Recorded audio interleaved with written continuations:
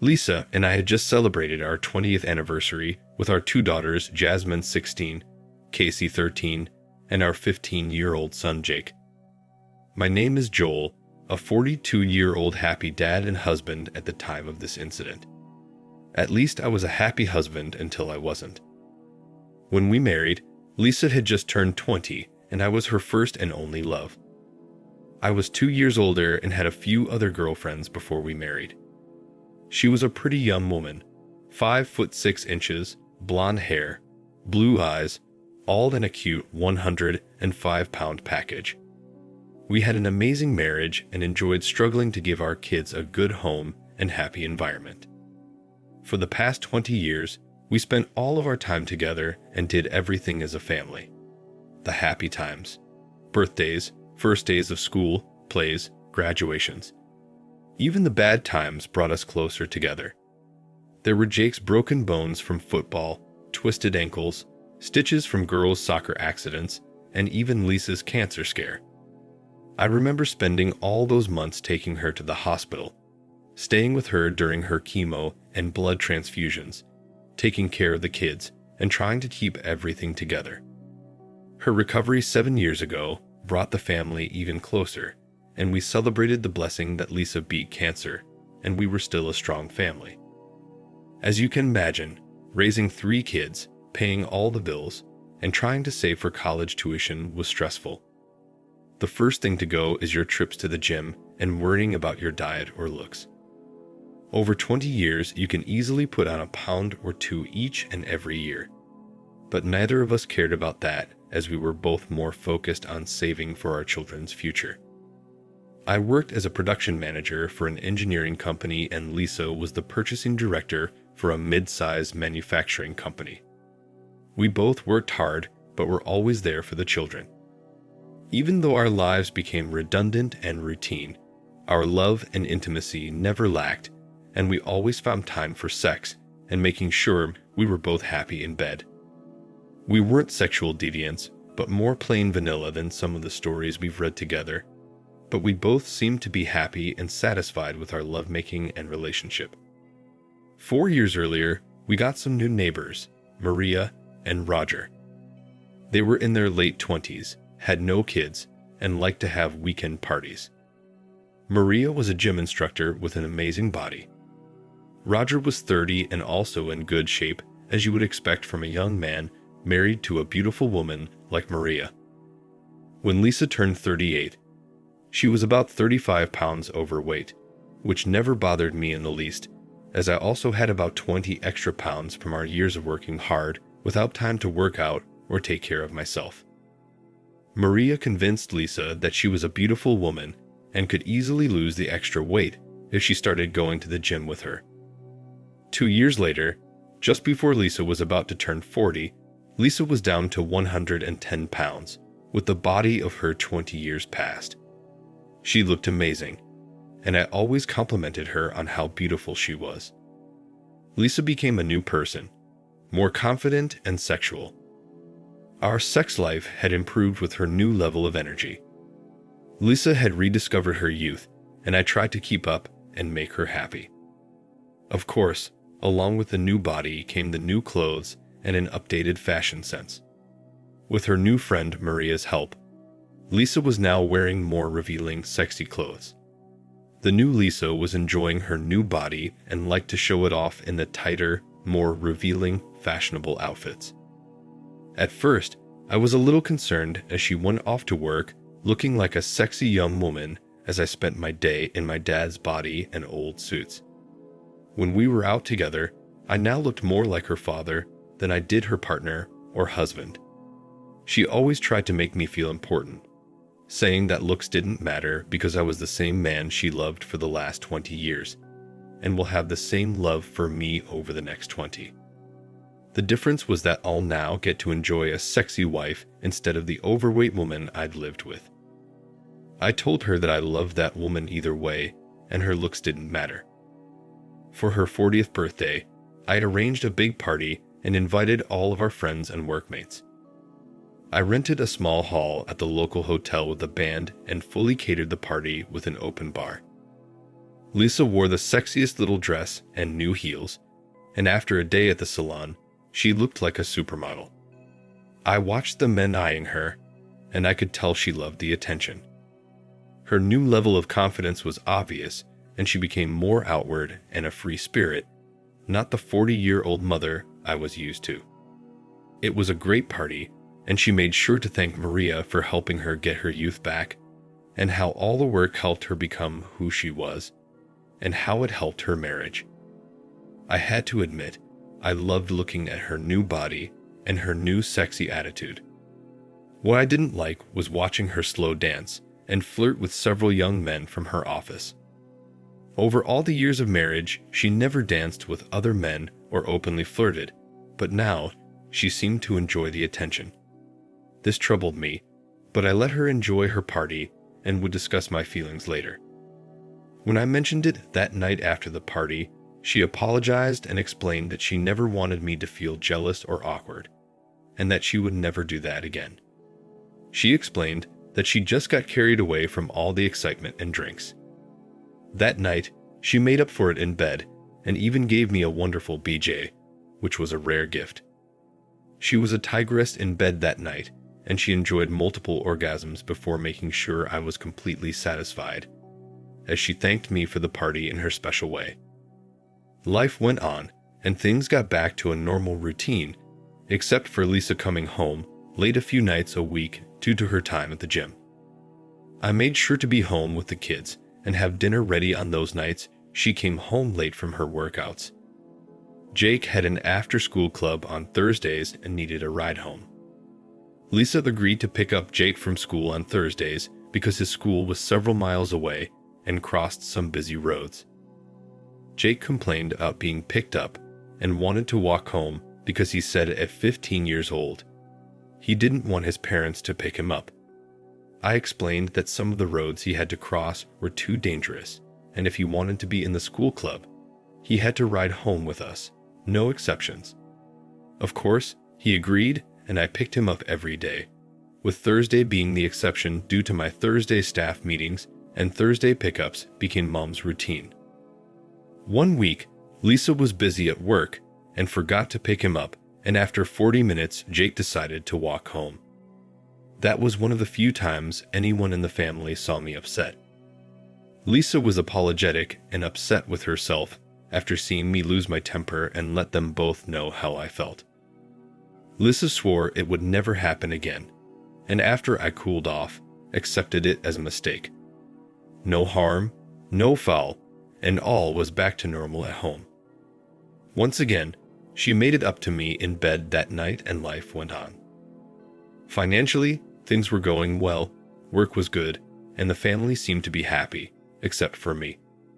About 2 months later, I noticed that our sex life had gone from 4 to 5 nights per week down to once or twice, and it was not at the same level we used to enjoy. Lisa became more self-indulgent, worrying about her looks, having facials and her hair and nails done weekly. It seems that once she hit the big 40, she desperately wanted to turn back the clock. New clothes and shoes filled the closet, and when I protested over the money she was spending, I was greeted by an angry woman and a bitchy wife who told me coldly that I was the one getting the benefit of the new young pretty wife, and that all the hard work she did to look like this was for me. I wanted to tell her that for all her efforts, I was getting no satisfaction and terrible sex. I told her I missed the old Lisa, but that I still loved her just as much as the new Lisa. More late nights, time at the gym, and a few nights out with Maria, our neighbor and gym instructor. That's when I made a decision to take her away for a weekend to reconnect and try to get things back on track. I loved Lisa, but needed to put my foot down and get things back to normal. The following week, I planned on taking her to dinner on Friday night and telling her of the plans of our getaway over a romantic dinner. Tuesday night, I told her I made reservations for Friday night and already made plans for her parents to come over and be with the kids. The next morning, I watched her getting ready for work. She was wearing another new dress that was a little over the top for work, along with dark pantyhose and red high heels. She looked sexy as hell, but too dressed up for work. When I asked her about her outfit, she explained that the big bosses were coming in, and she wanted to impress them. I knew better than to start a fight, so that Thursday morning, I left the house wondering if I was ever getting my old Lisa back. I loved her, but disliked this new woman. Perhaps it was my insecurity because I never lost my extra weight, and when we were together, we no longer looked like a couple. I now had a trophy wife without the love and intimacy we once shared, and I was struggling and praying that our getaway weekend would help us reconnect. Unfortunately, the events of that week delayed any getaways or a date night.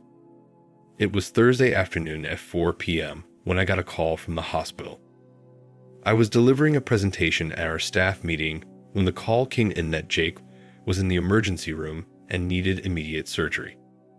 They explained I needed to get there immediately. I ran out to my car and drove like a madman to the hospital, which was about 15 minutes away. I called Lisa several times, but no answer. I called her parents and asked them to pick up the girls and come to the hospital to be with their brother. I left Lisa multiple messages and texts on her phone, wondering and worried about where she was. She always answered her phone, but for some reason, wasn't answering today. When I got to the hospital, I met the doctors, signed all sorts of papers, gave my insurance card, and spent a minute with my son who was unconscious and covered in blood. It looked bad as I noticed his broken leg, cuts, and bruises all over his body. I kissed his forehead and felt tears running down my face as they wheeled him to the operating room.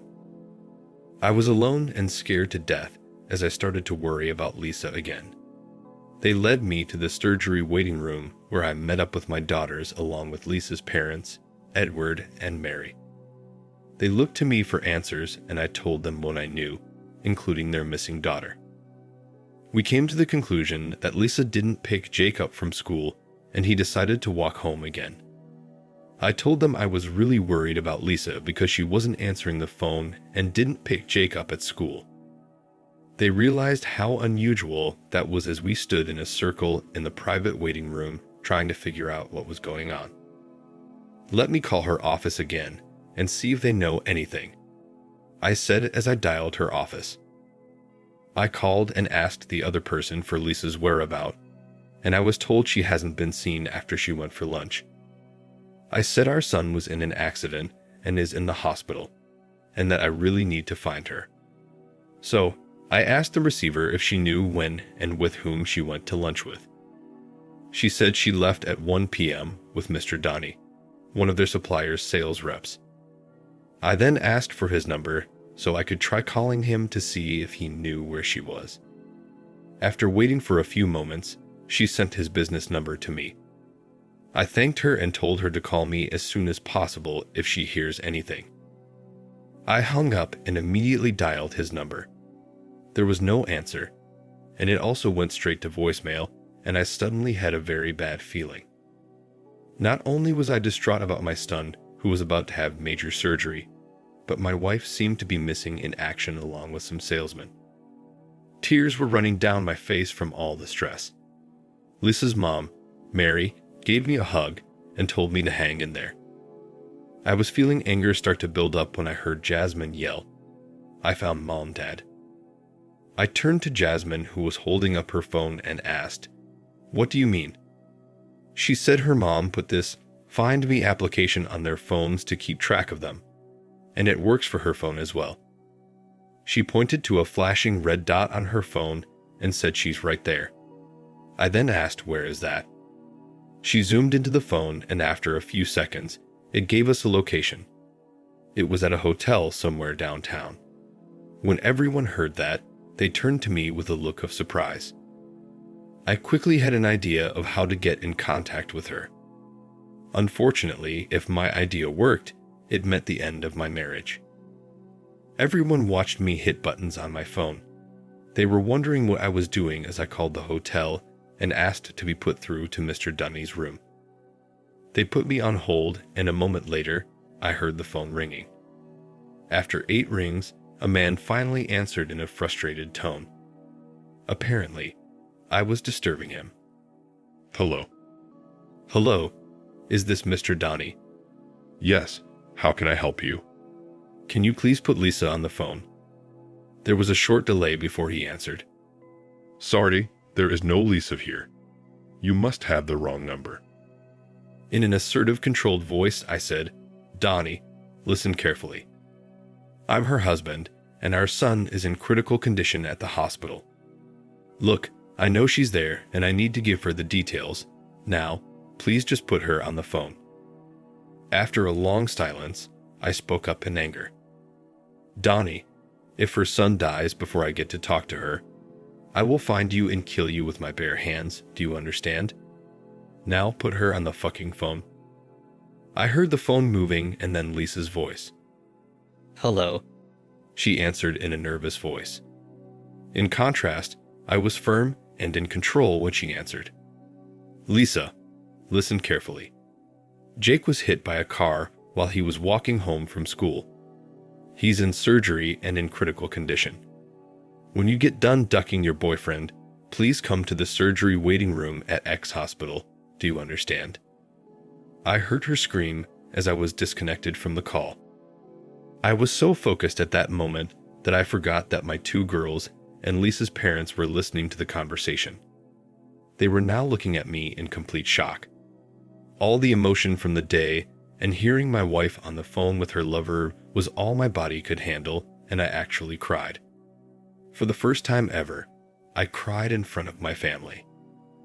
The pain was great from Jake's accident and the loss of my wife, and I could no longer be stoic and strong. I was on my knees, sobbing as my kids hugged me and cried. Maria and Roger, our neighbor, stood next to us as well. It was a sad scene, but I knew everyone needed my strength, so I stood up, kissed my girls, wiped my eyes, and spoke to everyone. I apologized to everyone for what they've just heard, and that I lost it when I heard him answer the phone. I told them that it appears Lisa spent the afternoon in bed with some salesman from work and forgot to pick Jake up. I said she's with him right now, but I'm sure she will be here shortly now that she knows what happened. I asked them to please keep her away from me because I'm not sure what I'll do in the state I'm in. I saw the anger in her mother's eyes. Mary was one tough broad and did not raise her daughter this way. She didn't approve of her daughter's recent changes and told her so, but she never would have believed her little girl could have done this. Jasmine was still crying and asked, Dad, is Mom cheating on you? I said, it appears that she is, but you can ask her when she gets here. In the meantime, let's focus on praying for your brother. He needs all of our prayers right now. We can deal with Mom later. About 20 minutes later, Lisa walked into the surgical waiting room only to be confronted by her mother. Mary walked up to her daughter and immediately slapped her across the face so hard that it would have brought down a grown man. Lisa's head practically spun around, and her face was already turning red from her mother's strike. You slut. We raised you better than this. This is all your fault. I hope you're happy. She spoke through her tears. Mom, it's not like that. Her dad grabbed Mary and looked at Lisa with a sad face. Lisa, stop it. We all know what you've been up to today. It's a shame that you didn't care more for your son than you do your lover. Now your son is fighting for his life because you were in the arms of another man. That's when our daughter, Jasmine, yelled as she cried, I hate you. You cheated on Dad, and now Jake might die. I hate you. I hope you die. Yep, this was a fucking train wreck. Lisa looked my way, but when she saw the look on my face, she turned and sat alone on one of the chairs away from the rest of us. For the next 30 minutes, we sat there not knowing what was happening with Jake, until a doctor came in to talk to the family. He explained about all the broken bones they were fixing, and the punctured lung that was already taken care of, but the problem was some internal bleeding. He explained that Jake had lost a great deal of blood and was in grave danger. He said he would need blood and wanted to take some samples to see if we could donate. Of course, we all agreed. While we waited for our blood to be drawn, I looked over at Lisa and had to ask, "Will we learn anything from the blood test, Lisa? Is Jake my son?" She started crying harder than ever with her head between her knees. She was rocking back and forth as she cried like she had never cried before. Turns out my blood was the same as Jake's, and we ended up donating several pints of blood. A few minutes after we gave blood, I asked everyone to give Lisa and me a few minutes alone. After they gave us our privacy, I took a good look at Lisa, who was trying to avoid eye contact. I noticed how disheveled her clothes were, and I realized she must have rushed out of the hotel room to get there. "Lisa, you look terrible. Your nylons are missing. Your makeup is a mess, and you haven't even brushed your hair. You smell of sex, and I'm guessing you're sitting here with your family while your body is full of your boyfriend's spunk. You couldn't be more disrespectful if you tried." That comment caused her head to snap upright and speak for the first time since she arrived. He's not my boyfriend. Please don't say that. There's no one else. I only love you. I responded with, "Lisa, if he's not your boyfriend, then do you just sleep with random guys?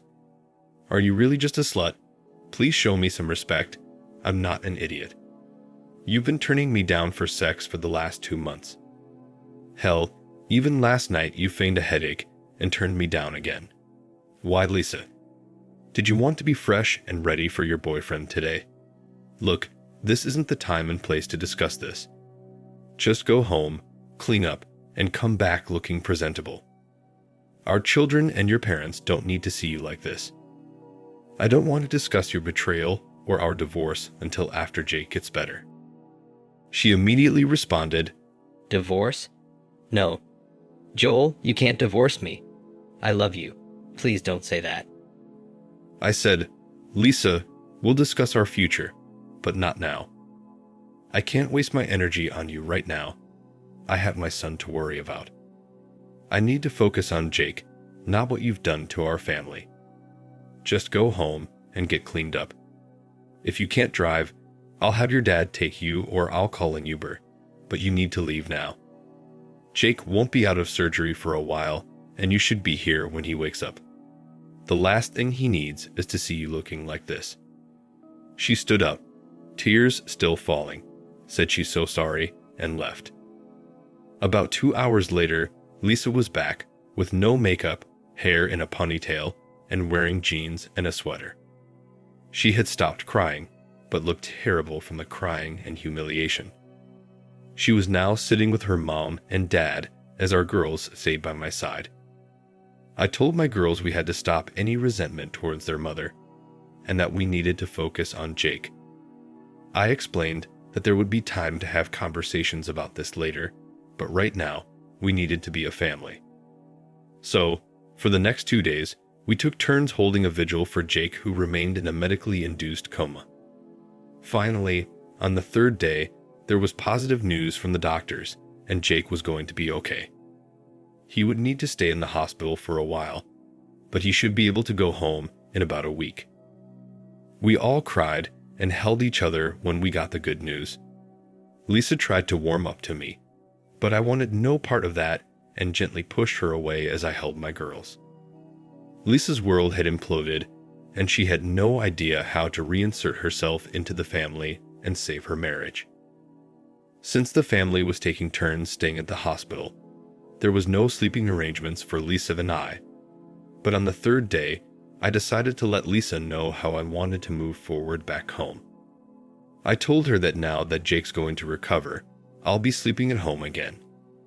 Obviously, I don't want her in my bed, and since she's the one taking on new lovers, I think it's only fair she moved her things into the guest room. She cried and told me not to kick her out, that she loves me.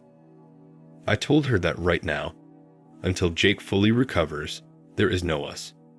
She is the mother of our children, and we'll need her to help with Jake's recovery. But until I decide what my future holds, she and I are no longer a couple. Yes, we're legally still married for now, but I don't think of her as my wife any longer. The tears flowed again, but she understood and moved into the guest room. I talked to the girls and they understood. We all agreed not to let Jake know what was happening until he was healing and getting better. I turned the living room into Jake's recovery room, rented a hospital bed and wheelchair, hired a daytime nurse, and prepared for his return home. With Jake in the living room and not mobile, he wouldn't know our sleeping arrangements as long as the girls kept our secret. His recovery was our priority. As for the vehicle that hit Jake, it turns out it was a driver of a paint company. During the investigation, the police discovered that he had been vaping and was under the influence and was texting on his phone at the exact moment of the incident. The lawsuit did get a decent attention.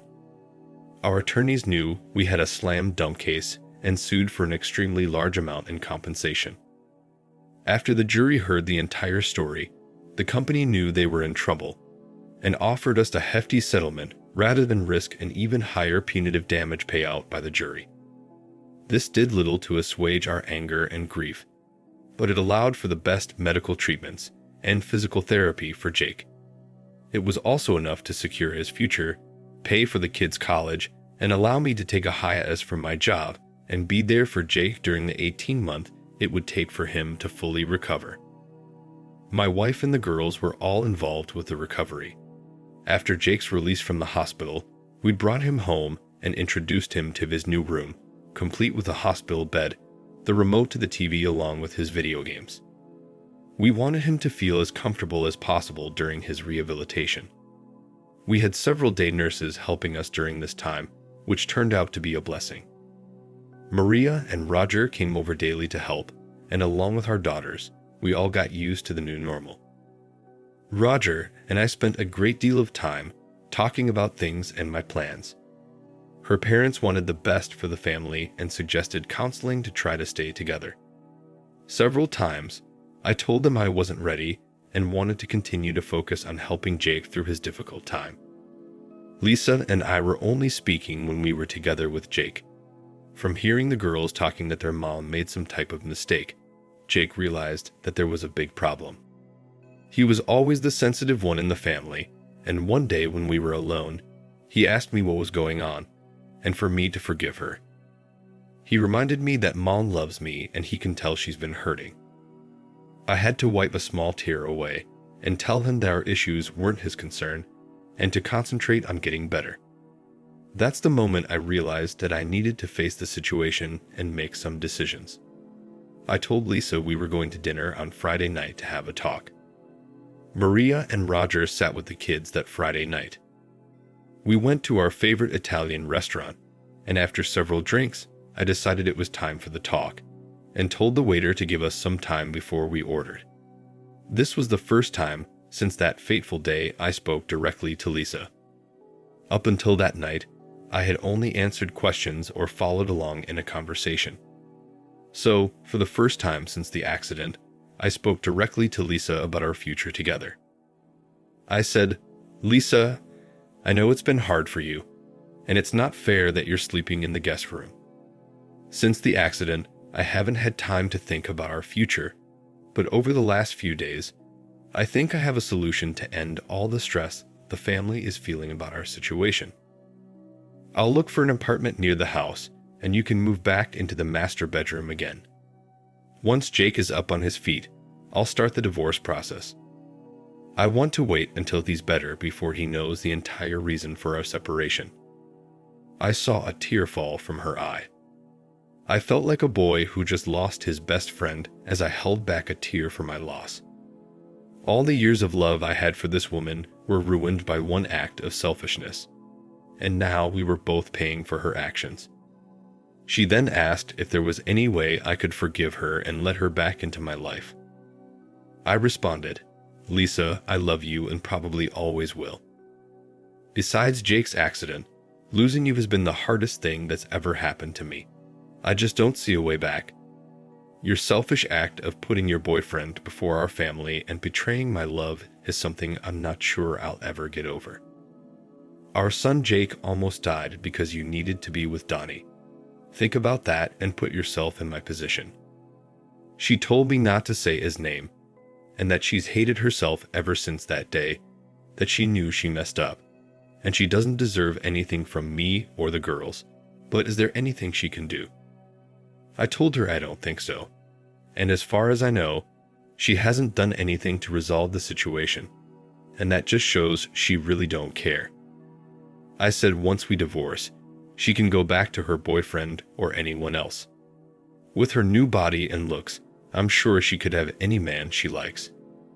She said she deserved that, but since the accident, all she's done was try to be with Jake, and she tried not to think about what she did to me. She asked to make things right and give her another chance. I said, do what you want, Lisa. I'm not making any promises here. I'll wait a few weeks before I start looking for an apartment. But to be honest, whenever I think about the months before the accident, how you treated me, the lack of sex, and your narcissism, I have to believe that you really don't care. I was there for you during your sickness and worshipped the ground you walked on. You took all that love and tossed it away like a diaper full of crap. You've given what was once mine to another man, allowed him to use you, and God knows what you did with him. I don't know how I can get past that, Lisa. Tell me, how long were you dating Donnie before that day? She said she was never with him before, that it was only that one time, and there was never anyone else. I responded, that wasn't my question. I asked how long you were dating Donnie. Obviously, you two were making plans before that day. I'm going to guess you've been having lunches, maybe after-hours drinks, special text messages, or an email or two. If I check your phone text messages or emails, will I find a relationship?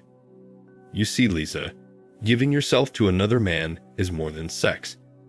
The moment you started thinking of him, giving him your attention and intimacy, it became an affair. So, I'll ask one more time, and please be honest. Your lies or deception will not help our future. She said it started about 3 months before the accident, just before her 40th birthday. Said she was feeling old, but when he found out she was turning 40, he started telling her how young she looked and gave her all kinds of compliments. She knew it was wrong, but she enjoyed them and liked hearing that she was desirable to a younger man. Said she felt sexy, and he kept flirting, and then she let it get to her. She said, I'm the only man she'd ever been with, and now after 20 years, she felt like a schoolgirl again. She said he kept trying to take her to dinner, and the constant flirting made her feel even more sexy. When he took her to lunch that day, he took her straight to his hotel room and said he'd order room service. It only took a few minutes before he seduced her, and she's regretted her actions every minute since. She swore it was only that one time, and she'll never do anything like that again. I responded with, Lisa, I noticed how you enjoyed dancing and flirting with the young guys in your office at your birthday party. You'll remember our conversation about it, I'm sure. Well, ever since you started at the gym with Maria, you've changed. To be honest, I don't like the new Lisa and what she's become. I don't blame you for wanting to look young, have excitement in your life, or wanting more than I can give you. I just wish you would have told me instead of looking for something outside our marriage. I don't want to live with that woman and feel like I need to compete with younger guys, or that you are doing things behind my back. I've lost confidence in myself, our marriage, the trust I had in you, and our life together. That's not a good recipe for a healthy marriage. I'm not sure what you can do to fix things, or if they can ever be fixed. After saying those words, we ate in silence as we digested our conversation and went back home. Roger looked hopeful when we entered the house, but I just shook my head. I thanked him for watching the kids and went up to my bedroom alone. Maria saw Lisa's tears and knew nothing had changed. At least we tried. A month later, Lisa did surprise me when she told me she made reservations for dinner again. This time, she was in charge and started the conversation. Joel, you were right about everything. I did move on without you for the last 2 years and only thought of myself as I tried to get my body in shape. What I did was unforgivable, and I cannot take it back or change the past. But let me tell you how I'm going to fix things. Trying to maintain her calm, she continued, I've been seeing a therapist to help me with the guilt from my actions. Every night, I cry for hours thinking how I almost lost my baby boy and destroyed the man I love. My therapist has been a lifesaver and helped me understand all the pain my selfish actions have caused and how I hurt you in the worst way possible. She gave me some reasons for my poor choices. She said it was a cry out for attention or maybe a midlife crisis. But I disagreed with her, and I take full responsibility for my actions. I messed up, made bad choices, and convinced myself I deserved to enjoy my newfound youth after working so hard to look good. At first, I only did it to get in shape, but after I'd lost the extra weight, I started to get lots of attention from men, and it made me feel young, sexy, and desirable, which didn't help as I turned 40 years old. I could tell she was struggling to hold it together, and I just sat quietly as she continued. What's really crazy is that I loved our life, our kids, and our marriage. I never thought of hurting or cheating on you, but that's exactly what happened. It started with innocent flirting, then you saw some of that at my birthday party, but of course I didn't listen. Then it was lunches, and more flirting until I allowed myself to go and screw up my life for a meaningless afternoon of sex. I hate myself for what I did and realize now it's not who I am. And I want you to know how sorry I am for hurting you and the damage I've done to our son. You have no idea the amount of guilt and pain I live with every day. This was never about my love for you or our marriage. My actions were completely selfish. I was only thinking about myself and what I thought I deserved. What I'm telling you is not an excuse, and I don't expect you to forgive me because I broke my vows, my promise to you, and betrayed your trust and love.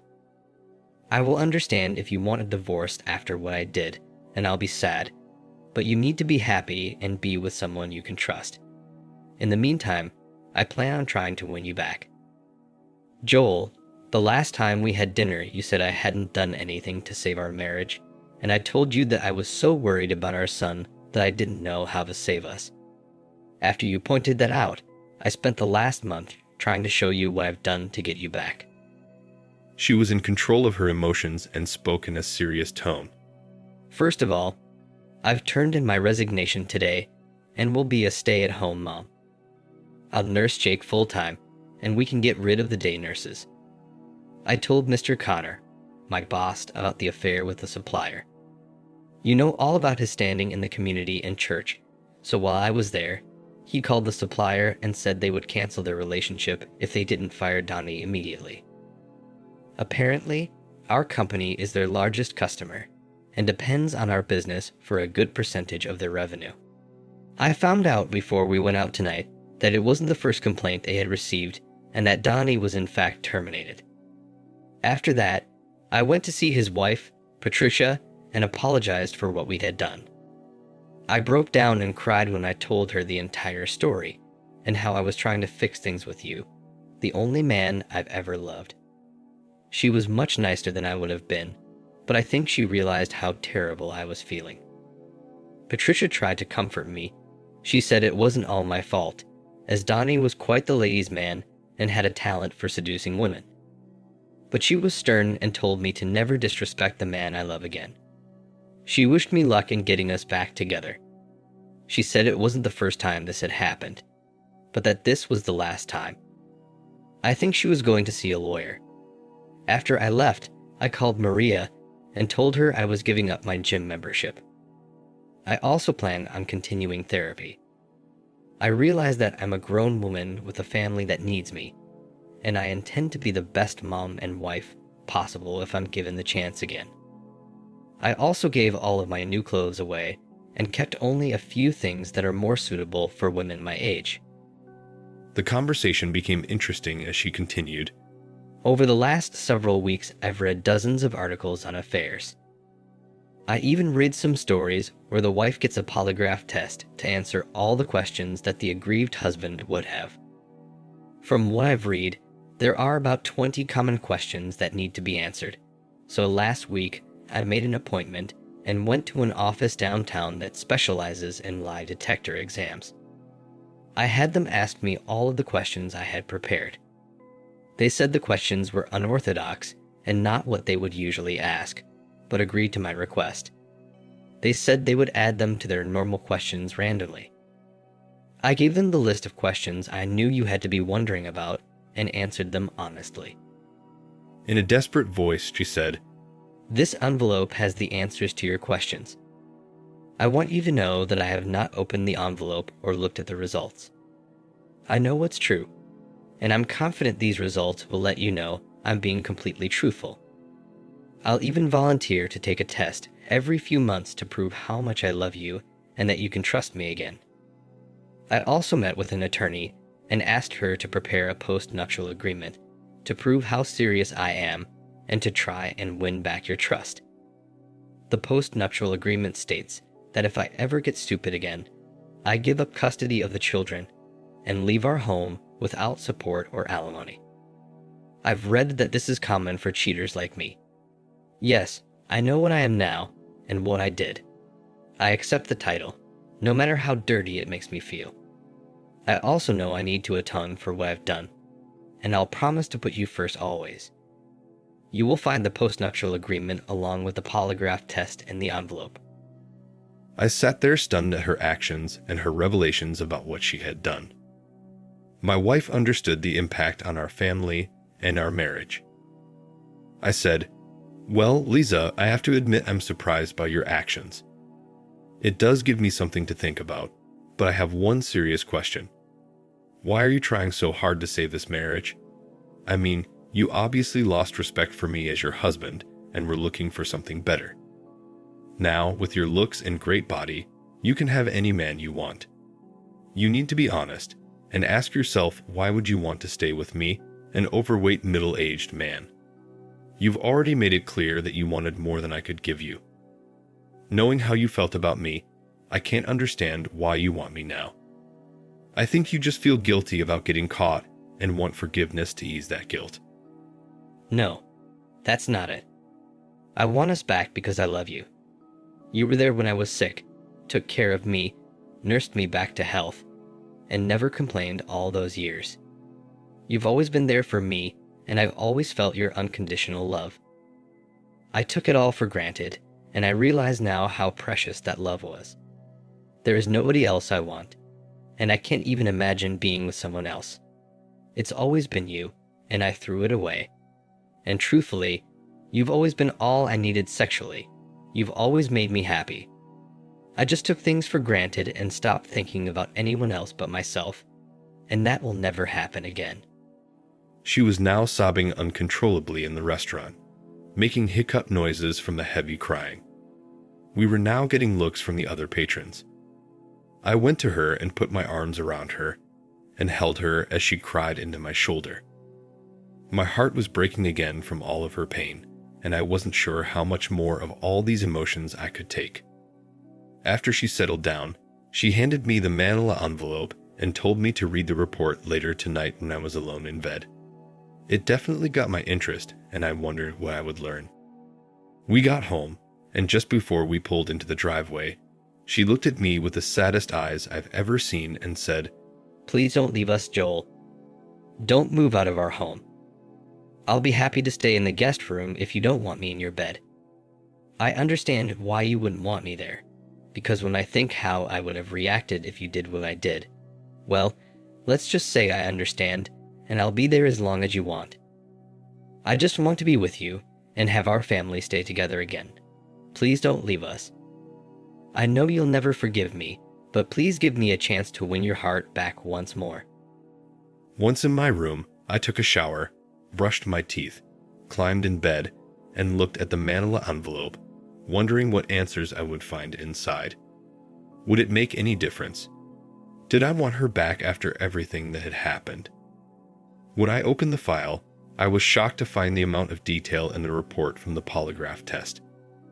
I looked at all the questions and answers, all the data, and then the summary. Apparently, she did a great deal of research because all the questions I've had were now answered and in my hands. I wasn't sure I was ready, but I would soon know the truth. The questions seemed to have been jumbled and out of order so as not to allow her to know what was coming next. It was amusing as I could tell from the questions that Lisa had come up with, because a true polygraph would not ask questions this way. After reading the answers, I slept soundly that night, still not sure of my future, but somehow the answers to those questions gave me some relief. The next morning, I walked up to Lisa's room and told her we wanted to have a family meeting and asked her to join us. Lisa looked terrible. She had bags under her bloodshot eyes, obviously suffering from stress and crying. Because of the coldness from the family, her life had become a living hell. Oddly, the only person that was speaking to her, and undoubtedly forgave her, was Jake, her son, who was suffering the most. He was the first to forgive his mom. This was our first family meeting since the incident, and Lisa was nervous as she sat alone on the couch. I walked over and sat next to her, and held her hand, knowing this was going to be a difficult conversation. I said, "I'll speak for all of us, Lisa. What you've done has damaged this family and left me with the most difficult decision in my life. You may not like what I've decided, but there's no other way that I can maintain my self-respect as a man. The kids have made their desires known and want our family to stay together. Up until last night, I didn't think there was a way to stop me from leaving you and moving into a new apartment. And after I read the polygraph report and what you've done to try and save our marriage, I was moved. You surprised me with your efforts over the last month. Lisa, to be honest, your cheating was devastating, but the real damage was the way you treated me and the family for the last 6 months. Then, when I learned that you mentally left us and were dating another man, I knew I was going to divorce you and end our marriage. On top of the pain that caused, I was enraged because your cheating was partly responsible for Jake's injuries, and that was unforgivable. After considering the situation, I believe in my heart that if this situation were reversed and I had taken a lover that caused Jake's accident, there would be no discussion and you would have already kicked me out. But for some reason, which I can't explain, I still love you, and losing you will cause me even more pain than you've already bestowed upon me. It's a real-life quagmire, but my love for you is still strong. You see, despite everyone's wishes, I cannot stay married to you knowing that you've cheated me, broken your promise to remain faithful, and forsake all others. You broke our marriage contract, and if I stay married to you, then I'll be accepting that it was okay. It may sound vindictive, but I am still going through with the divorce." Well, that was all I had to say to her. She was devastated, but she understood I had already made up my mind and that my decision was final. I forgive her, but can't trust her anymore. The divorce process took a couple of months to be completed because it was uncontested. Assets were shared equally, and since the kids were all grown, custody wasn't an issue. I won't get into every detail, but it all went smoothly. I have to give her credit, as she made us all know that getting our family back together was her primary goal. There were several times that Lisa came to my mind, but that was because of the love I had for her. We still keep in touch, and everyone is happy, including the children. All in all, we're all coping well, and the events of that tragic day were now in the past and never to be mentioned again. Jake made a full recovery, and because of the months of physical therapy, he developed a habit of working out.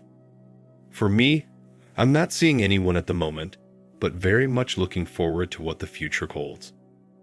As for Donnie, he paid for the damage he caused my family and marriage. His wife kicked him out and handed him divorce papers shortly after Lisa confessed her sins to her. He ended up living in a studio apartment after he was fired. Dating girls didn't last long either when they learned about his cheating history. I found out about his struggles from his ex-wife, who thought it might help in the closure of my wife's affair. I do not know how or why she reached out to me, but I respect her gesture. I once read a quote that says, "Sometimes, giving someone a second chance is like giving them an extra bullet after they missed you the first time and hoping that this time the extra bullet won't be used. Thanks for watching.